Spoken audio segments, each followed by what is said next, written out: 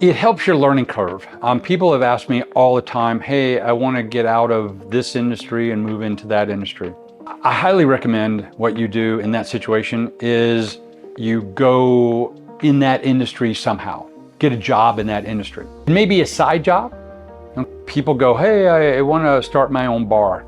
And we talked about it before. I would highly recommend no one do that. But if you want to be in the bar industry, you want to be selling alcohol, very profitable.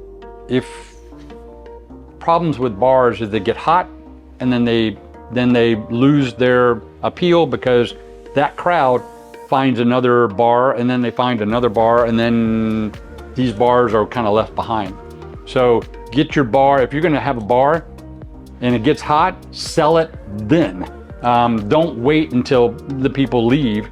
So if it gets hot and you're starting to make solid money or whatever else, sell it, because within 18 months, you're going to go, where did everybody go? And but if you're going to be in that industry, learn how to pour. Learn how people can take advantage of you, okay? Because there's bartenders out there that know how to take advantage of bars, pure and simple, Those guys, bartenders, good bartenders, scary people. They can really take you if they want to take you.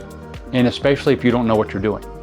So learn the ins and outs of how you're going to get abused. That's one of the other things that small business guys don't really understand, is you're going to get stolen from. And you go, well, yeah, how? Yeah, how? There's not a small business guy on the planet ever that hasn't been stolen from, ever. And if you don't think you've been stolen from, you're living in a hole. Just is going to happen. If you have one person working for you, they will find a way. If all of a sudden you are making a lot of money, people get jealous pretty quickly. And they go, why am I paying you $100,000 a month? Okay. And I'm getting paid $3,000 a month. I do as much work as he does, so I should get, once they've justified it in their head, and if they have an opportunity, and there's a need on their end, there's always a need, always. Human nature, if I have access to that kind of money coming through and I'm the accountant, I'll find a way to skim. It'll happen. And there are hundreds and thousands of stories. I have 10 stories where people have ripped me off. And you don't even know. People have created credit cards, signed my name, and now they have a credit card and they're paying the credit card. And it's like, why do we have 2 American Express cards? Or it seems like I'm writing checks to American Express all the time. And checks and balances. You're going to be busy selling. You're going to be busy doing so many other things.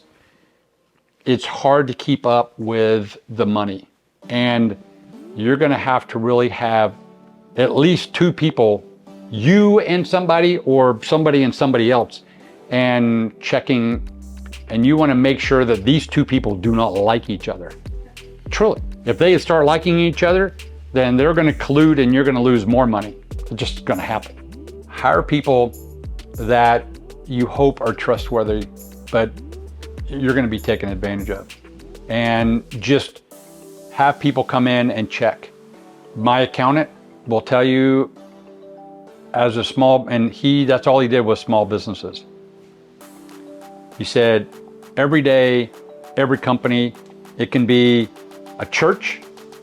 It's happened in churches. It's happened everywhere. And all of a sudden, it's the proverbial little old lady that's been there for 30 years. And you go, and it's usually a mistake that they make. An arbitrary mistake. just something random, and that's how they get found out. You wouldn't ever find it unless something weird just happens, an anomaly, and you go, that seems a little bit odd. And you go, and you need to know in your head, I come back to math. You need to know in your head what this number should be. I can run a $10 million company in my head. Not a lot of people can do that, okay? And I know at the end of the day, at the end of the month, if we had sales of X, my bottom line should be this number. If it's not that number or close to that number, I'm going into the books. I'm understanding it, and I'm bringing an accountant with me. And we're going deep diving, and I need to find out why we're losing that 1% or why we're losing this or whatever else. So it really, you're gonna get ripped off. And just prepare for it and understand that you go, well, they're family. Yeah, they're family. They're taking money from you. That's what family does. And that's why you get ripped off, because you get too complacent and you start trusting people. And you shouldn't do that.